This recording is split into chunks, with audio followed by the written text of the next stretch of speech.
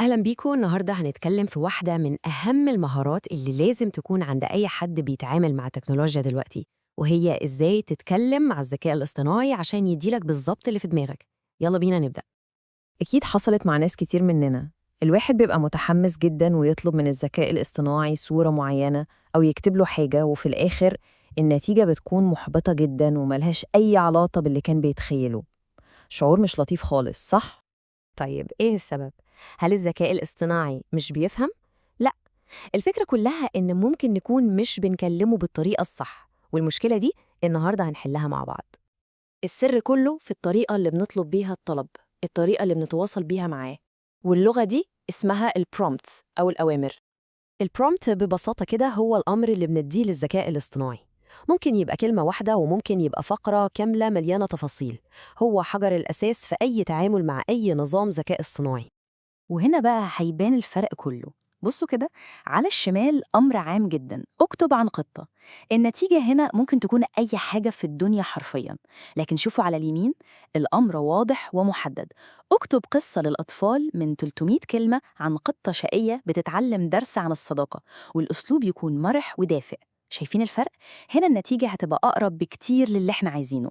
التفاصيل هي اللي بتعمل كل الفرق. طيب إزاي بقى نعمل الأمر الاحترافي ده؟ تعالوا نفصصه خطوة بخطوة. أول وأهم جزء هو المهمة. لازم نبتدي بفعل واضح وصريح. اكتب، لخص، ترجم، صمم. خليك مباشر وقول بالظبط إيه المطلوب. بعد كده بنجيب طبقة تانية مهمة قوي، وهي السياق أو الكونتكست. لما نقول للذكاء الاصطناعي جمهور المستهدف مين، هو بيفهم المفروض يستخدم أنهي مصطلحات وأنهي مستوى من الكلام. كده المهمة بقت موجهة أكتر بكتير. ودي بقى اللمسة الأخيرة اللي بتنقل الأمر لمستوى تاني خالص. الأسلوب. هل الكلام يبقى رسمي ولا فكاهي، ودود ولا مشجع؟ الكلمتين دول بيغيروا نبرة الكتابة كلها وبيخلوها توصل الإحساس المطلوب. بكده الأمر بتاعنا بقى متكامل وجاهز يطلع نتيجة احترافية.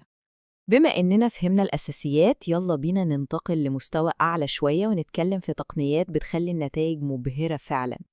من أكبر الأخطاء اللي الناس بتقع فيها هي إنهم بيتوقعوا نتيجة مثالية من أول مرة. الطريقة الصح هي إننا نتعامل مع الموضوع كأنه حوار. نبدأ بفكرة عامة، نشوف النتيجة ونرجع نعدل ونضيف تفاصيل أكتر في الأمر بتاعنا، ونكرر ده لحد ما نوصل للشكل اللي في خيالنا بالظبط. ودي بقى خدعة قوية جدا: الأوامر السلبية. الفكرة بسيطة لكن تأثيرها رهيب. بدل ما نوصف بس اللي احنا عايزينه، بنحدد كمان وبشكل واضح ايه الحاجات اللي مش عايزينها تظهر. دي بتبقى ممتازة بالذات في توليد الصور عشان نشيل أي عناصر ممكن تبوظ الفكرة بتاعتنا. الجدول ده بيوضح الفكرة بشكل ممتاز. لو طلبنا صورة غابة هادية، ممكن جدا يطلع فيها ناس أو مباني، لكن لما نضيف بدون ناس وبدون مباني، النتيجة بتبقى مضمونة وأقرب للي في خيالنا. نفس الكلام في الصورة الشخصية. لما نستبعد كلمة كرتوني، بنضمن إن النتيجة هتطلع احترافية زي ما احنا عايزين. وصلنا للنهاية. إيه هي الخلاصة أو الوصفة السحرية عشان نكتب أمر مثالي؟ الوصفة السحرية بتاعتنا في 5 خطوات بس. أولاً، حدد هدفك كويس جداً. ثانياً، خليك واضح ومختصر في كلامك. ثالثاً، ادي للذكاء الاصطناعي سياق ومعلومات كافية. رابعاً، حدد الشكل والأسلوب اللي عايزه. وأخيراً خامساً، راجع وحسن. يعني جرب وعدل وما تخافش تغير في الأمر بتاعك لحد ما توصل للنتيجة اللي ترضيك. دلوقتي الأدوات كلها بقت معانا. المهارة دي بتفتح أبواب لإمكانيات إبداعية ملهاش آخر. السؤال دلوقتي مش هو إزاي نستخدم الذكاء الاصطناعي، السؤال هو هنستخدمه عشان نبدع إيه؟